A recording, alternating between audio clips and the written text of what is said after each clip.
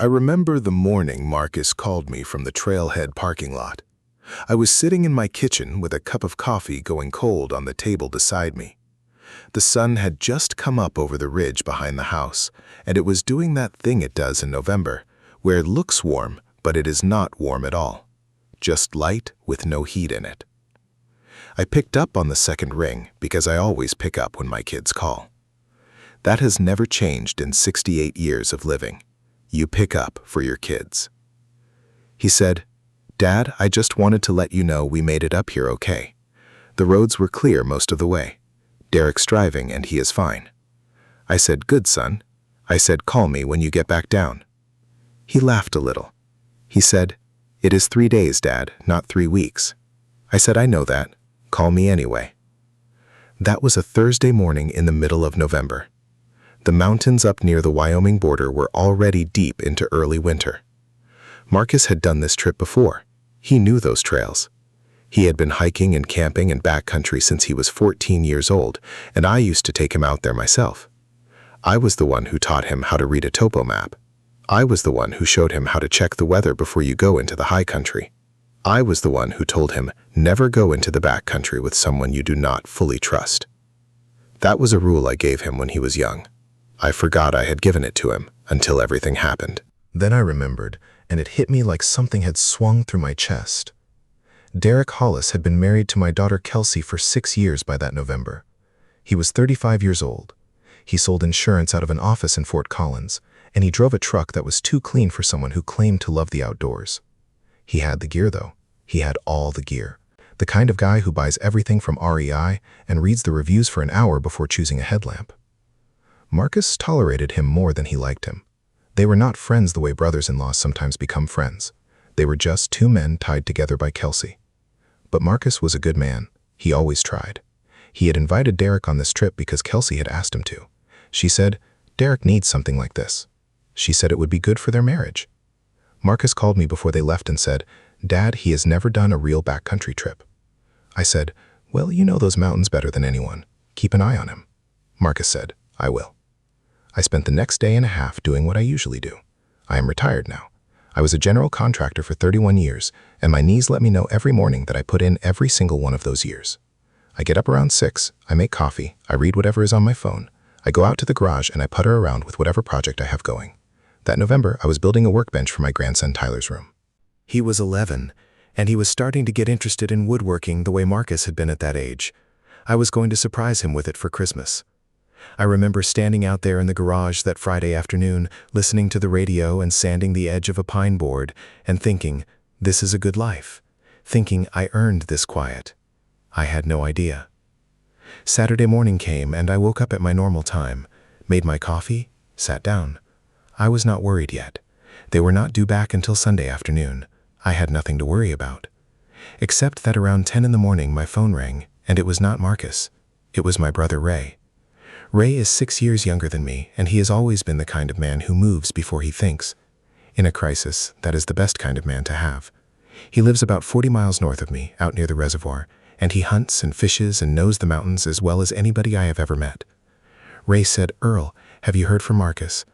I said, "Not since Thursday morning. Why?" Ray said, "Because Derek Hollis just drove past my place heading south, and he was alone." The silence that opened up inside me in that moment was not like any silence I had felt before. It was a specific kind of silence, the kind that comes before something breaks. I said, "Say that again." Ray said, "Derek's truck just passed me on 287 heading toward Fort Collins. I recognized the truck. I could see inside the cab. He is alone, Earl." I said, "When?" Ray said, 20 minutes ago. I looked at the clock. It was 10:14 in the morning. I said, "Marcus is not with him." Ray said, "No, he is not." I called Marcus. It went straight to voicemail. I called again. Voicemail again. I told myself there was a signal explanation for that. Backcountry, mountains. Of course there was no signal. But Derek had a signal, because Derek was on 287 heading toward Fort Collins without my son. I called Derek. He picked up on the third ring, and his voice was easy and casual, like a man who has nothing to be ashamed of. He said, "Hey, Earl." I said, "Where is Marcus?" He paused.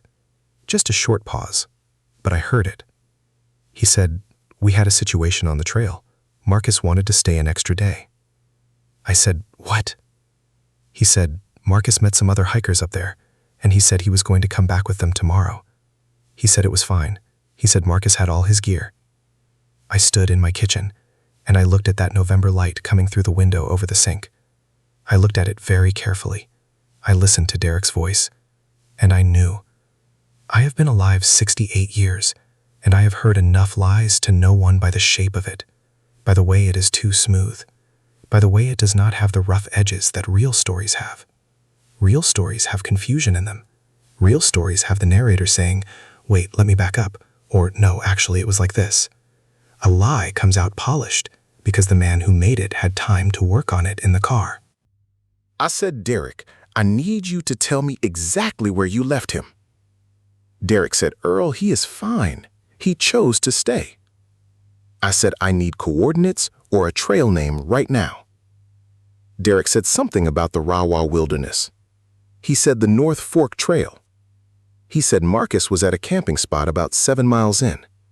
He said he had his tent and his sleeping bag and his stove, and he would be out tomorrow. He said everything was fine. I hung up. I called Ray back before I was even done hanging up from Derek. Ray answered on the first ring. I gave him what I had. North Fork Trail, Rawa Wilderness, 7 miles in. Ray said, "I am already turning around."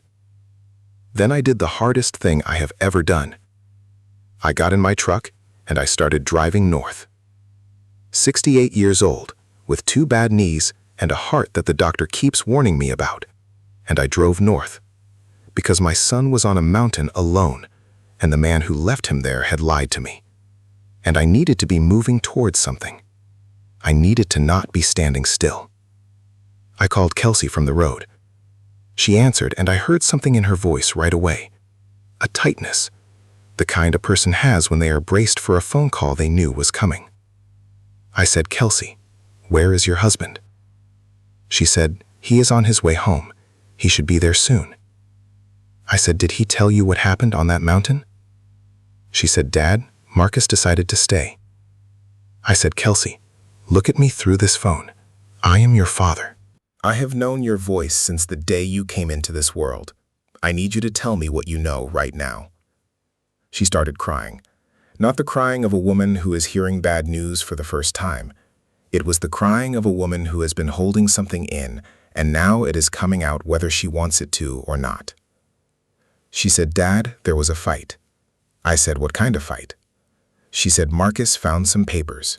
He found some papers in Derek's pack, and they had an argument, and Marcus fell on a patch of ice and twisted his ankle, and Derek said he could walk, and Derek left him." I want you to understand what I felt when she said those words. I want you to sit inside that for a moment. My son, my firstborn, 38 years old, 7 miles into backcountry in November with a twisted ankle, and a man who was supposed to be family had left him there and driven 200 miles south and called it a choice. I said, "What papers, Kelsey? What papers were in Derek's pack?" She went quiet. That quiet told me everything before she said a single word. She said, "Dad?" I said, "What papers were in his pack on that mountain?" She said they were some property documents. I said, "What property?" She said she could not talk about it right now. I said, "Kelsey, your brother is on a mountain with an injured ankle in November weather, and you are going to tell me right now what those papers were about." She said they were transfer documents. For the house. For your house, Dad. I had to pull my truck to the side of the road. I literally had to stop driving because something happened in my vision. Not medical, just the brain shutting something down temporarily while it processes what it has just been told. My house. The house I built with my own hands and my own money. The house where I raised those 2 children. The house where my wife Carol died in the bedroom down the hall from the kitchen with the window that faces east. That house. I said, "Explain that to me." She said Derek found someone who could help transfer the property. She said it was complicated. She said they were going to tell me. I said, "You were going to tell me that you were transferring the deed on my house to yourself and your husband?" She did not answer. I said, "How long?" She said, "Dad, I said, "How long, Kelsey?" She said, "About 8 months." They had been working on it for 8 months. I sat on the side of that highway with my truck idling and the heater blowing and my hands on the steering wheel, and I just breathed. Marcus had gone through Derek's pack on that mountain. He had found those documents. He had confronted Derek about them, and Derek had left him there. I am not a man who falls apart easily. I was raised by a man who believed that the worst thing you could show the world was weakness. I have survived things. I lost Carol to cancer 6 years ago, and I survived that. I have had financial trouble. I have had years where everything went sideways. I have been through things that would have snapped other men in two. But sitting on that highway, I felt something crack. Not break, just crack. Like a piece of timber that has too much weight on it and gives a warning sound. I called Ray again. He was already at the trailhead. He said there was another truck there, which probably belonged to Marcus, and the lot was empty otherwise. He had his pack. He had his emergency kit. He had done this 1,000 times. He said, "Earl, I am going in." I said, "Ray, be careful." He said, "Find somewhere warm to wait." I drove to the ranger station at the bottom of the road. I went inside, and I told them my son was injured 7 miles in on the North Fork Trail, and I needed them to know. They were good people. They got their people moving. I sat in a plastic chair in that little heated room, and I waited. I want to tell you about Marcus now, because you need to know who was on that mountain before I tell you what happened next. Marcus, Earl, Braddock, named after me and after my father before me. He was born on a Tuesday morning in March of 1986, and he came into this world looking around like he was already taking inventory. That is the only way I can describe it. He was always that way. Present. Alert. A kid who paid attention to details that other kids missed. He was the one in the family who noticed things. He noticed when something was off. He noticed when someone was hurting. He noticed when a story did not add up. He was the reason I got through Carol's death with anything left of myself intact. He drove out to the house every single weekend for the first year after she passed. He sat with me in the kitchen and drank coffee, and we talked about everything and nothing. He fixed the fence along the back of the property when it came down in a windstorm. He cleaned out the gutters in the fall. He took me to my doctor appointments when my truck was in the shop. He did not do these things because someone asked him to. He did them because he was Marcus, because he was that kind of man. His sister Kelsey was different. She was always different from her brother, and I loved her exactly as much as I loved him, but I will not pretend they were the same kind of person. Kelsey needed things. Kelsey had always needed things. When she was small, it was attention. When she was a teenager, it was the right clothes and the right friends and the right everything. When she got older, it was security, financial security, the kind that comes from somewhere else because making your own felt too slow and too uncertain. She was my daughter, and I am not saying she was a bad person. I am saying she was a frightened person who had chosen a man who felt like a solution to that fear, and I had missed how far that fear had taken her. Derek had come from money originally. His father had a real estate business in Denver, but by the time Derek was married to Kelsey, the money was thinner than he let on. The truck was leased. The house they were renting. The vacations were on credit cards with limits that were closer to the edge than they looked. Marcus had told me once that Derek spent money like a man who was nervous about tomorrow. I had stored that observation away somewhere and not examined it close enough. 8 months. 8 months they had been building this plan. Someone had given Derek the name of a lawyer or a paralegal or whoever you go to when you want to do something that looks legal but is not quite right. Some property transfer scheme. Some document that I was supposed to sign that maybe got described to me as something else, or maybe they were still working up the nerve to put in front of me. I do not know all of it yet. I know more now than I did that Saturday, but the full picture took weeks to come into focus. And I am getting ahead of myself. Ray found Marcus 4.5 miles in. He did not find him at 7 miles. He found him at 4.5. Which meant Derek had lied about how far in Marcus was, which meant either Derek had a bad memory for distances under stress, or Derek had deliberately given me wrong information to buy himself time. I have thought about that discrepancy more times than I can count. I have thought about what it means about the kind of man Derek Hollis really is, underneath the clean truck and the REI gear and the easy voice on the phone. Marcus was sitting against a large rock off the left side of the trail. He had his pack beside him. He had pulled an emergency blanket out of his kit and wrapped it around himself. His right ankle was wrapped tight with strips cut from an extra shirt he had in his pack. He was coherent. He was cold. His body temperature was low, but not dangerously so. Ray said when he came around the bend and saw that silver blanket glinting in the gray afternoon light, he felt something settle in him. He said it was the best thing he had ever seen in his life, and he meant it. He said Marcus looked up at him and said, "Took you long enough, Uncle Ray." Ray said, "I had to turn around." They got out before dark. Ray had Marcus put his arm around his shoulders and they moved slow. The ankle was not broken, according to the ER later that night, badly sprained with some torn ligament work that needed attention. They drove straight from the trailhead to the hospital in Laramie. I drove up from the ranger station and met them there. When I walked into that ER bay and saw my son sitting up on the bed with his ankle wrapped and a blanket over his shoulders and a cup of bad hospital coffee in his hand, I did not trust myself to speak for about 30 seconds. I stood in the doorway and I just looked at him. He looked back at me. He had his mother's eyes, Carol's eyes, brown with a little bit of green in them depending on the light. He had always had her eyes. He said, "Hey, Dad." I said, "Hey." I walked over and I put my hand on the back of his neck, the way I used to when he was a kid, and I felt him lean into it, just slightly. And that was enough. Ray stood in the corner of that room being quiet, in the way that Ray sometimes is quiet, which is a big, loud quiet that takes up its own space. Marcus told me everything that night. Not all at once, in pieces, the way things come out when a person is exhausted and cold, and processing at the same time as talking. He said he had gone into Derek's pack looking for the emergency radio, because Derek said he packed one, but could not remember which pocket. He said he found the radio, but he also found a folder with papers in it. He said he looked at them, because that is not a normal thing to find in a hiking pack. He said he recognized the property address on one of the documents.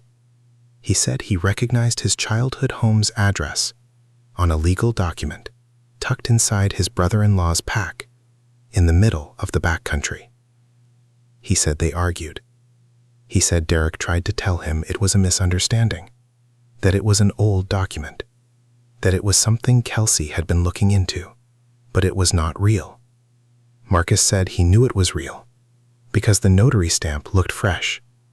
He said they argued for about 20 minutes, and then he stepped back from Derek, and his boot hit a patch of ice he had not seen, and he went down hard on the right side. His ankle twisted under him, and the pain was bad. He said it took his breath. He said Derek looked at him on the ground, and then he picked up his pack. He said the look on Derek's face was not panic, and it was not concern. He said the look was relief. Like a problem had been solved that Derek had not solved himself, but was glad to see solved anyway. He said Derek told him he would send help from the trailhead, and then he walked away. Marcus sat there on that mountain in November and listened to the sound of his brother-in-law's footsteps getting farther away. He said it was the loneliest sound he had ever heard. He said it was lonelier than the silence that came after. He said it was a sound that had a shape to it, the shape of someone choosing themselves over you, and not even having the decency to look sorry about it. He had managed to work himself off the trail to the rock where Ray found him. He figured if he sat on the trail, he was a hazard. He figured anyone coming down would see the silver blanket from a distance. He said his phone had no signal, so he could not call out, but he kept trying anyway. Every 20 minutes, he would try again. That is the kind of man Marcus is. He did not sit there and give up. He sat there and kept trying. I drove back south that Sunday morning after Marcus was cleared from the hospital. Ray drove with us because Ray is Ray, and he was not about to let me drive 200 miles alone in the state I was in. Marcus slept in the back seat most of the way down. I watched the road and the mountains in the rearview mirror, and I thought about 8 months. I thought about what I had been doing for 8 months while my daughter and her husband were building a plan to take my house. I had been in my garage building a workbench for my grandson. I had been making coffee and watching the morning light. I had been going to my doctor appointments and tending to my property and living my quiet, retired life and trusting that the people around me were who I believed them to be. Carol would have seen it. That is one of the first things I thought. Carol would have seen something was wrong with Kelsey months ago. She always saw. She had a way of reading a room that I never fully developed and never fully appreciated until she was gone.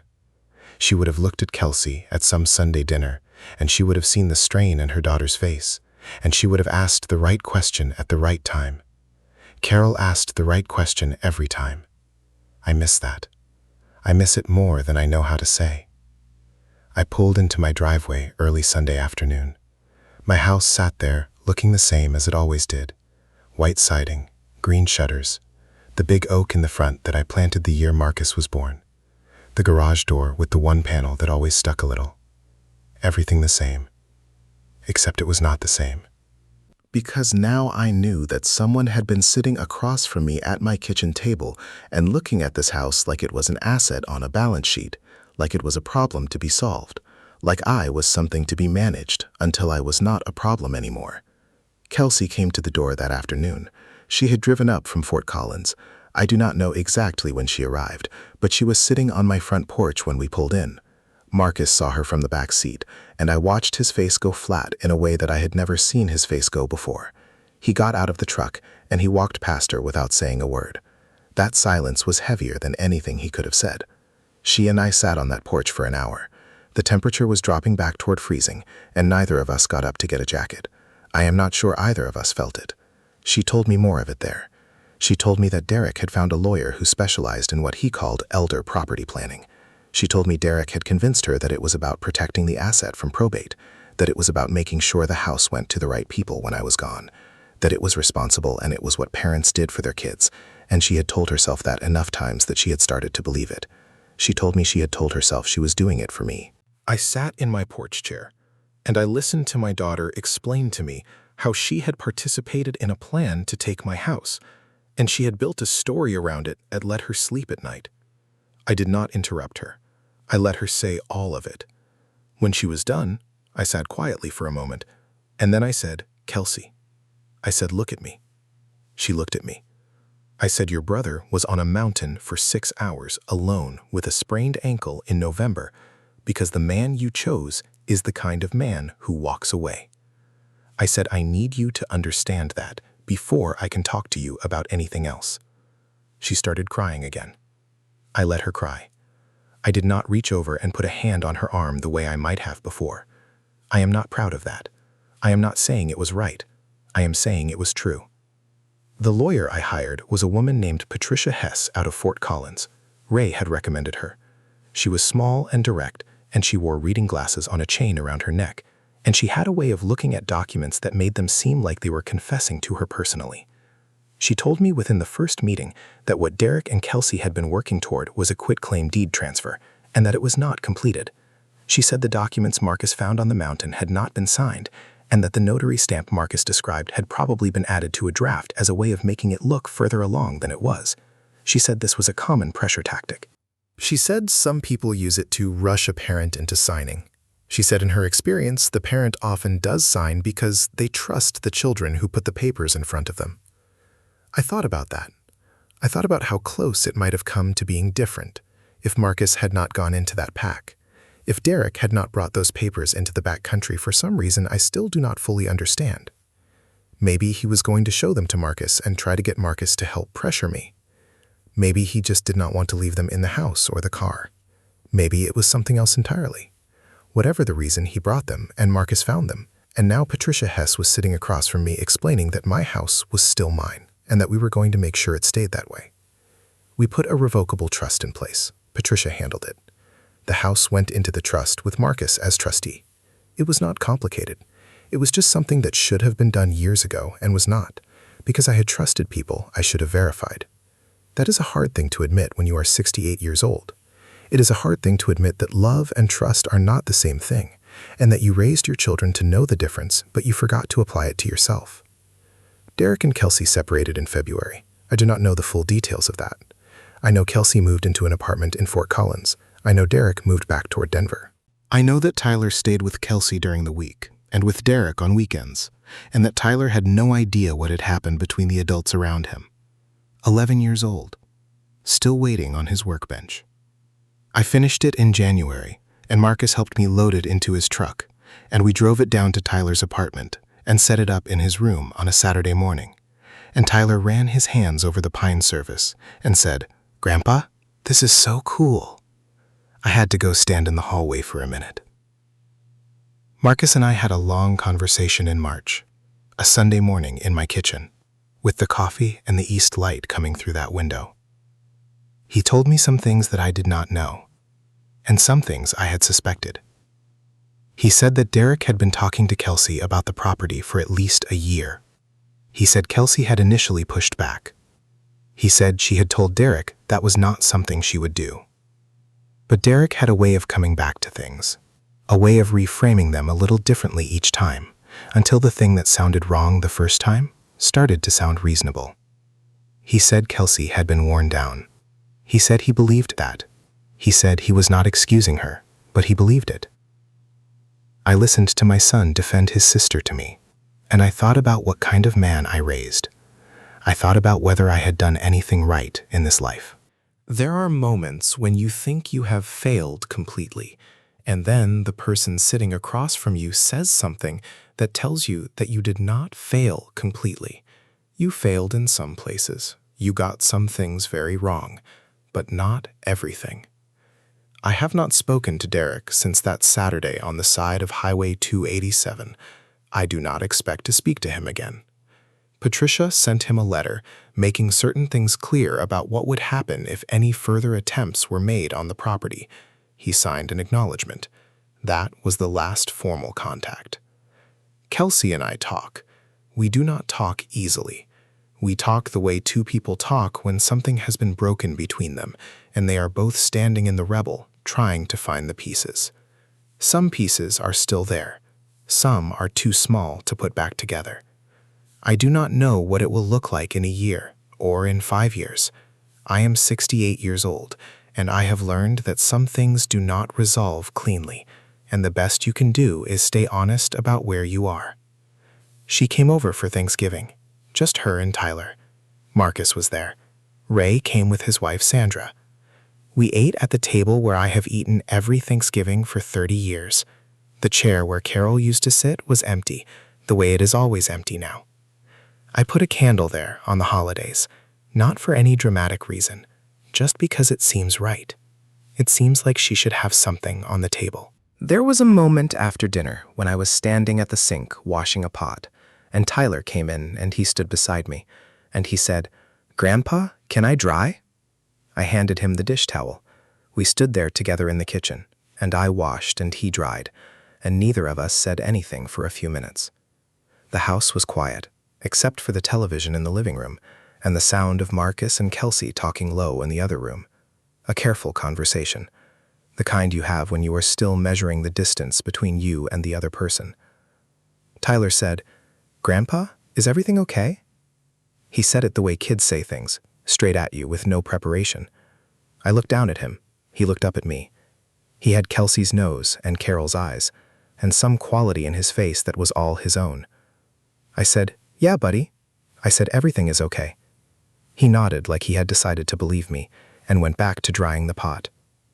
I do not know if that was the right thing to tell him. I know it was the thing I told him. My brother Ray calls me every Tuesday morning. He has done this since November. I did not ask him to. He just started doing it, and he keeps doing it. And I have not told him how much it means to me, because Ray is not a man you say that kind of thing to directly. You just answer on the first ring. That is the way you tell him. I go out to the garage most mornings. The benchwork is still in there. The tools still hang on the wall the way I arranged them years ago. Every tool has a place, and it is still in that place. I built things with those tools my whole life. I built this house. I built furniture for my kids when they were small. I built a tree house in the backyard that is still back there, leaning a little to the left, but still standing. I used to think the point of all that building was the thing you made. I understand now that the point was the doing, the hours, the focus, the way your hands know what to do when your head is too full. Marcus comes by on most Sundays. We drink coffee. Sometimes we work on something in the garage. Sometimes we just sit. He is good at sitting with a person. He got that from Carol. He does not feel the need to fill silence with words the way some people do. He understands that sometimes two people being in the same room and not talking is its own kind of language.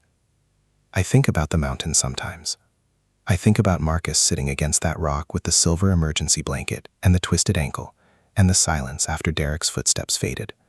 I think about the 8 minutes between when Derek made it to the trailhead and when he would have had cell signal. 8 minutes where he could have called search and rescue. He did not call. He drove south. I think about Ray turning his truck around on Highway 287. No hesitation. No, let me think about it. Just turning around because his nephew might be on a mountain, and that was enough reason. The people who are supposed to leave sometimes stay. The people who are supposed to stay sometimes leave. I have lived 68 years, and I thought I understood which was which, and it turns out I did not understand it as well as I believed. That is a hard education to receive at this age. It is an expensive education. It cost me something I will not get back. But Marcus is here. Ray is here. Tyler dried my dishes on Thanksgiving and asked me if I was okay. The house is still mine. The tools are still on the wall. Some nights I sit in the recliner in the living room and the house is quiet around me, and I listen to it. The particular quiet of this house, the way the heat comes through the vents, the way the oak tree moves against the side of the house in the wind, the way the floorboards talk in the hallway when the temperature changes. I have heard all of this for 30 years. I know every sound this house makes. And I think about the fact that someone was planning to take it from me and I did not know. I sat here in this chair, in this quiet, and I did not know. I do not let that eat me alive. I try not to. Some nights I am more successful than others. Some nights I sit here and the anger comes up and I let it come, and then I let it go. Because anger kept overnight turns into something worse than anger. I have enough to carry without adding that. There is a photograph on the mantel above the fireplace. It is old. Carol and I standing at the trailhead of the North Fork Trail in the summer of 1993. We had taken the kids up there for a week-long camping trip. Marcus was 7, Kelsey was 4. In the photo, Carol is laughing at something out of frame. She is wearing a red shirt and her hair is back in a ponytail, and she looks like the whole world is a good place. Marcus is beside her holding a walking stick he found on the trail. He is looking at the camera very seriously, the way he always looked at cameras at that age. I look at that photograph sometimes and I think about all the years between that day and this one. All the years that looked like one thing and turned out to be something else. All the years I thought I knew what I had, and it turns out knowing and having are different too. But I had that summer. I had that trail in 1993. I had Carol laughing at something out of frame. I had Marcus with his walking stick. I had 31 years of building things, and a house that is still standing, and a brother who turns his truck around without being asked, and a grandson who dries the dishes and asks if I am okay. It is not nothing. I keep coming back to that. Whatever got taken and whatever got broken, and whatever still sits between me and my daughter like a table neither of us knows how to move, it is not nothing to still be standing. It is not nothing to still answer the phone on the first ring. I answer it every time. That has never changed. That will not change. Whatever else happened, whatever else they took or tried to take or might yet try to take from me. My name is on this house, and my son came home from that mountain, and my brother did not drive past. That is where I live now.